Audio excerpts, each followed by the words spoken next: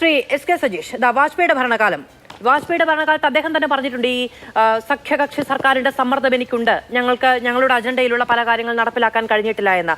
പക്ഷെ 303 അപ്രമാദിത്വത്തിൽ നിൽക്കുമ്പോൾ BJP സർക്കാരിന് അവർ പറയുന്നതെല്ലാം നടപ്പിലാക്കാൻ കഴിയുന്നുണ്ട് എന്നത് കാണുന്നുണ്ട്. അത് കശ്മീരാകട്ടെ, അത് അയോധ്യ ആകട്ടെ, അങ്ങനെ പലതും പൂർത്തിയാക്കാൻ അവർക്ക് കഴിയുന്നുണ്ട്. ചെങ്കോട്ടയിൽ വെച്ച് നരേന്ദ്രമോദി എന്താണ് പറഞ്ഞത്? എനിക്ക് ഒറ്റയ്ക്ക് ഭരിക്കാനുള്ള ഭൂരിപക്ഷം തരൂ എന്ന് പറയുമ്പോൾ മുന്നോട്ടുള്ള അജണ്ടകളുടെ പ്രഖ്യാപനം കൂടിയാണ് അത്. ഒരു കാര്യം, ഞാൻ ഒന്ന് രണ്ട് കാര്യങ്ങൾ ആദ്യം പരാമർശിച്ചു പോയതിൽ നിന്ന് താങ്കളുടെ ചോദ്യത്തിലേക്ക് എത്തുന്നതായിരിക്കും നന്നാവുക എന്നാണ് എനിക്ക് തോന്നുന്നത്. ഒന്ന്, ഇവിടെ രാജ്യത്ത് ഞാൻ ആദ്യം പറഞ്ഞിരുന്നു, ഡാറ്റകളെയാണ് BJP ഭയക്കുന്നത്. ഡാറ്റകളെ ഭയക്കുന്നതിൻ്റെ ഭാഗമായി ഇപ്പോൾ ഏറ്റവും ഒടുവിലുള്ള ഒന്ന് രണ്ട് കാര്യങ്ങൾ മാത്രം സൂചിപ്പിച്ചു പോകണമെന്ന് ഞാൻ കരുതുകയാണ്. ഇവിടെ എന്തോ വലിയ മാറ്റം ഉണ്ടായി എന്നൊക്കെയാണ് അദ്ദേഹം പറഞ്ഞുകൊണ്ടിരിക്കുന്നത്. രാജ്യത്തിൻ്റെ പുരോഗതിയെക്കുറിച്ച് സംസാരിക്കുന്നു, മറ്റ് കാര്യങ്ങൾ, വികസനം, ജനങ്ങളുടെ ജീവിതം, ഇതൊക്കെ പറയുകയാണ്. ഇവിടെ IIPSൻ്റെ ഇന്ത്യൻ ഇൻസ്റ്റിറ്റ്യൂട്ട് ഓഫ് പോപ്പുലേഷൻ സയൻസിൻ്റെ ഏറ്റവും ഒടുവിലത്തെ അവരുടെ ദേശീയ കുടുംബാരോഗ്യ സർവേ, ആ സർവേ പുറത്തു വന്നപ്പോൾ ഈ മോദിയും കൂട്ടരും പറയുന്ന എല്ലാ കണക്കുകളും തെറ്റാണെന്ന് വന്നു. അതിൽ ഇവിടെ ശൗചാലയത്തിൻ്റെ കാര്യത്തിൽ 100% എന്ന് പറയുന്ന കണക്ക് തെറ്റാണ്. വലിയ തോതിൽ ഏതാണ്ട് 30% ഇപ്പോഴുമില്ല. അതുപോലെ തന്നെ ഉജ്ജ്വൽ യോജന 100% എന്ന് പറയുന്നു. 40% വീടുകളിൽ ഗ്യാസ് കണക്ഷൻ എത്തിയിട്ടില്ല. ഗ്രാമീണ മേഖലയിലാണെങ്കിൽ അത് 57%. ഇതൊരു വശത്ത്. അതുപോലെ തന്നെയാണ് നമുക്കറിയാം, നമ്മുടെ സ്റ്റാറ്റിക്കൽ ഇൻസ്റ്റിറ്റ്യൂട്ടിൻ്റെ സർവേ പ്രകാരം രാജ്യം ഏറ്റവും വലിയ തൊഴിലില്ലായ്മയാണ് നേരിടുന്നതെന്ന് റിപ്പോർട്ട് വന്നു. ഈ രണ്ട് റിപ്പോർട്ടുകളും വന്നപ്പോൾ ഇവരെന്താണ് ചെയ്തത്? ഈ രണ്ട് റിപ്പോർട്ടിൽ ഇപ്പോൾ ദേശീയ കുടുംബാരോഗ്യ സർവേ നടത്തിയ ഈ IIPSൻ്റെ ഡയറക്ടറായിരുന്ന പ്രൊഫസർ KS ജെയിംസ്, അദ്ദേഹം മലയാളി കൂടിയാണ്. അദ്ദേഹത്തെ പിരിച്ചുവിട്ടു, അനുകൂലമായി റിപ്പോർട്ട് തരാൻ വേണ്ടി ഭീഷണിപ്പെടുത്തി. ഇപ്പോൾ ആ സ്ഥാനത്ത് നിന്ന് ഒഴിവാക്കി. അതുപോലെ തന്നെ മലയാളിയായിരുന്ന PC മോഹനെ സ്റ്റാറ്റിക്കൽ ഈ സർവേയുടെ ഭാഗത്തു നിന്ന് ഒഴിവാക്കിയത് നമ്മൾ കണ്ടതാണ്. ഇതിൻ്റെ ഭാഗമായി തന്നെയാണ് നമുക്കറിയാം, ഇപ്പോൾ 2021 നടക്കേണ്ട സർവേ നടന്നില്ല. 2021 നടക്കേണ്ട സെൻസസ് നടന്നില്ല. സെൻസസ് നടന്നില്ല എന്ന് മാത്രമല്ല, സെൻസസിൻ്റെ ഭാഗമായ മുന്നൊരുക്കം പോലും നടത്തിയില്ല. എന്തുകൊണ്ടാണ് നടത്താതിരുന്നത്?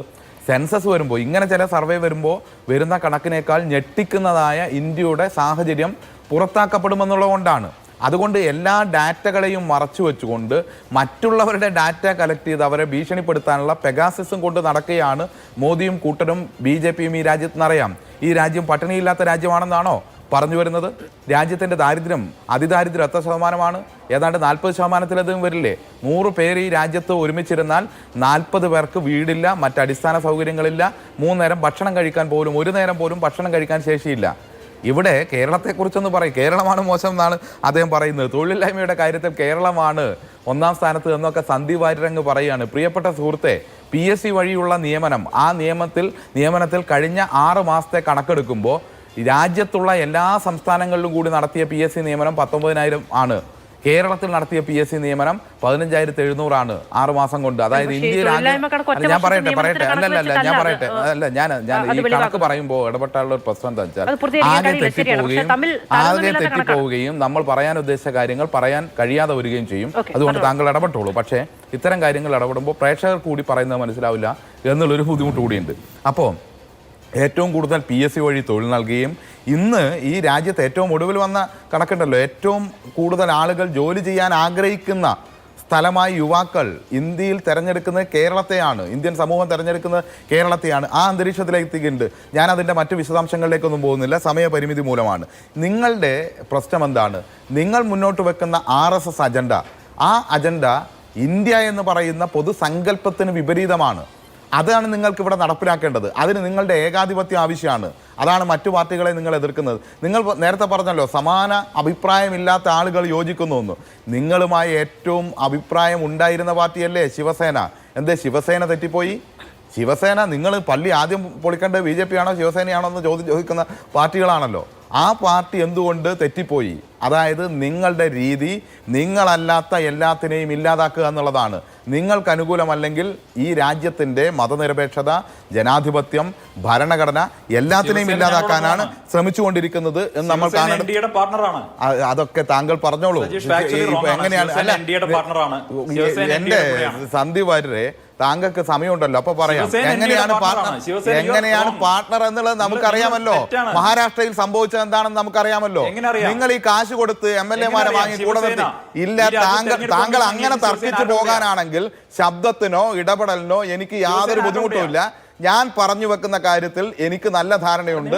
കേൾക്കുന്ന ആളുകൾ ഒരു ഫാക്ച്വൽ എററും ഇല്ല. മഹാരാഷ്ട്രയിൽ പിന്നെ ശിവസേനയെ പുലർത്തിയിട്ടല്ലേ നിങ്ങൾ അധികാരത്തിൽ വന്നത്? ശിവസേനയുടെ നേതാവാരാ? ശിവസേനയുടെ നേതാക്കന്മാരായിരുന്നു. അവരുടെ ഇപ്പോഴത്തെ അഭിപ്രായം എന്ത്? നിങ്ങൾക്ക് ശിവസേന എന്ന് പറയുന്ന ഒരു കഷ്ടം നിങ്ങളുടെ കൂടെ ഉണ്ട്. നിങ്ങൾ ശിവസേന എന്ന് പറയുന്ന രാഷ്ട്രീയ പ്രസ്ഥാനത്തിന്റെ വക്താവല്ല ഞാൻ. അവർ ഉയർത്തിപ്പിടിക്കുന്ന ആശയത്തോട് എനിക്കൊരു തരി യോജിപ്പില്ലാത്തതുകൊണ്ട് അവർക്ക് വേണ്ടി എനിക്ക് ശബ്ദിക്കാൻ വേണ്ടി കഴിയില്ല. എങ്കിലും ആ ശിവസേന എന്ന് പറയുന്ന ഒരു രാഷ്ട്രീയ പ്രസ്ഥാനത്തിന്റെ കുറെ ഉച്ഛിഷ്ടങ്ങൾ നിങ്ങൾ കാശ് കൊടുത്ത് ഓപ്പറേഷൻ കമലയിലൂടെ വാങ്ങി, കുതിരക്കച്ചവടത്തിലൂടെ വാങ്ങി അധികാരത്തിലിരിക്കുന്നു. ഇതെല്ലാം നാട്ടുകാർക്ക് അറിയാവുന്ന കാര്യമാണ്. ഞാൻ വെറുതെ താങ്കളോട് ആ വിഷയത്തിൽ തർക്കിച്ച് സമയം പോക്കാൻ ആഗ്രഹിക്കുന്നില്ല. താങ്കൾ ആഗ്രഹിക്കുന്ന ചില വിഷയങ്ങളുണ്ട്. കാരണം എന്താണ്, ഇത് ഇങ്ങനെയൊക്കെ അങ്ങ് സമയം പോകണമെന്ന്. നമ്മുടെ രാജ്യത്ത് ഇപ്പോൾ താങ്കൾ നേരത്തെ അദാനിയെ കുറിച്ച് പറഞ്ഞാണല്ലോ ഈ ചർച്ച തുടങ്ങിയത്. പണ്ട് ടാറ്റ, ബിർള, അംബാനി എന്നൊക്കെ ഞങ്ങൾ മുദ്രാവാക്യം വിളിച്ചിട്ടുണ്ട് എന്ന്. ഇവിടെ ഇൻവെസ്റ്റ്മെന്റിനെ ആരും എതിർത്തിട്ടില്ല സുഹൃത്തെ. ഇവിടെ പുതിയ വ്യവസായങ്ങൾ വരണമെന്നുള്ള കാര്യത്തിൽ ആർക്കാണ് അഭിപ്രായ വ്യത്യാസം? 1957 EMS ഗവൺമെന്റ് മാവൂരിൽ ഇതേ ബിർളയെ കൊണ്ട് മാവൂർ റയൻസ് തുടങ്ങിച്ചത് നമുക്ക് ഓർമ്മയുണ്ട്. ഈ രാജ്യത്തിന്റെ സാഹചര്യത്തിനനുസരിച്ച് പൊതുമേഖലയും സ്വകാര്യ മേഖലയും എല്ലാം വേണം. നിങ്ങൾ ഇൻവെസ്റ്റ്മെന്റ് ആണ് കൊണ്ടുവരുന്നതെന്നാണോ ആളുകളെ തെറ്റിദ്ധരിപ്പിക്കുന്നത്? നിങ്ങൾ ഇൻവെസ്റ്റ്മെന്റ് അല്ല കൊണ്ടുവരുന്നത്. നിങ്ങൾ ഈ രാജ്യത്തിന്റെ വിമാനത്താവളങ്ങൾ, ഇന്ത്യൻ റെയിൽവേ, സീപോർട്ടുകൾ, ഇന്ത്യയിലെ പൊതുമേഖലാ സ്ഥാപനങ്ങളെല്ലാം വിൽക്കുകയാണ്. ഏറ്റവും ലളിതമായിട്ട് സന്ദീപ് വാര്യരോട് ഒരു ചോദ്യം ചോദിക്കട്ടെ. ഇപ്പോൾ BSNL സ്വകാര്യവൽക്കരണത്തിന്റെ പാതയിൽ പൂർണ്ണമായി നിൽക്കുകയാണല്ലോ. ഇപ്പോൾ BSNLന്റെ കണക്ഷൻ പോലും നമുക്കാർക്കും വർക്ക് ചെയ്യില്ല. വിൽക്കാൻ വേണ്ടി തയ്യാറാക്കി വെച്ചിരിക്കുന്ന സാധനം അങ്ങനെയാണല്ലോ. അറവ് മാടുവനെ പോലെ വെച്ചിരിക്കുകയാണല്ലോ ഇന്ത്യൻ റെയിൽവേ, BSNL ഒക്കെ. ഇപ്പോൾ BSNL, ഇന്ത്യൻ റെയിൽവേ, ഇന്ത്യയിലെ മറ്റ് പൊതുമേഖലാ സ്ഥാപനങ്ങൾ, എയർപോർട്ടുകൾ, ഇതിലൊക്കെ ഇപ്പം നടക്കുന്ന നിയമനം എങ്ങനെയാണ്? നിയമനം നടക്കുന്നത് പബ്ലിക് സർവീസ് കമ്മീഷൻ പരീക്ഷ നടത്തി ആ പരീക്ഷയുടെ അടിസ്ഥാനത്തിലാണ് നിയമനം നടക്കുന്നത്. നിങ്ങൾ വിറ്റ, അദാനിക്ക് വിറ്റ ഈ പറഞ്ഞ റെയിൽവേ, പോർട്ടുകൾ, മറ്റ് സംവിധാനങ്ങൾ, ഇന്ത്യയിലെ പൊതുമേഖലാ സ്ഥാപനങ്ങൾ, ആരാണ് ഇനി അവിടെ എങ്ങനെയാണ് നിയമനം നടക്കുക? ഒറ്റ മിനിറ്റ്, ഞാൻ പൂർത്തീകരിച്ചോട്ടെ. വെറുതെ എന്തിനാണ് ഒരു വാചകം ഇല്ലാതാക്കി കളയുന്നത്? അതായത് ആരാണ് നിയമനം നടത്തുക പറയേണ്ടതില്ലേ? ഇവിടെ നിങ്ങൾ ജിയോയുടെ ഒരു ഔട്ട്ലെറ്റിൽ മാനേജറെ നിയമിക്കുന്ന ആരാ? കേന്ദ്ര സർക്കാരാണോ? അല്ലെങ്കിൽ പൊതുമേഖലാ സംവിധാനമാണോ? അല്ലല്ലോ. ആ മാനേജർക്ക് ഇഷ്ടമുള്ള ആളെ ജോലിക്കാരായിട്ട് വെക്കും. ഇതല്ലേ നമ്മൾ കാണുന്നത്. ഇതുപോലെ ഇന്ത്യയിലെ മുഴുവൻ പൊതുമേഖലാ സ്ഥാപനങ്ങളെയും വിറ്റു തുലച്ച് ഈ രാജ്യത്തെ ചെറുപ്പക്കാർക്ക് ഇനി ഒരു തൊഴിൽ സാധ്യത പോലും ഇല്ലാതാക്കി 45 വർഷക്കാലത്തെ ഏറ്റവും വലിയ തൊഴിലില്ലായ്മ ഇന്ത്യ നേരിടുന്നു എന്ന റിപ്പോർട്ട് സ്റ്റാറ്റിക്കൽ സർവേയുടെ ഭാഗമായി വന്നപ്പോൾ അവരെ പിരിച്ചുവിട്ട് ആ സംവിധാനം തന്നെ ഇല്ലാതാക്കി. പിന്നെ ഒറ്റ കാര്യം കൂടി, അഴിമതിയുടെ കാര്യം പറയുമ്പോൾ CAG റിപ്പോർട്ട് കൊടുക്കാനുള്ള അവകാശം പോലും ഇല്ലാതെ നോക്കൂത്തിയായി നിർത്തിയിരിക്കുകയാണ്.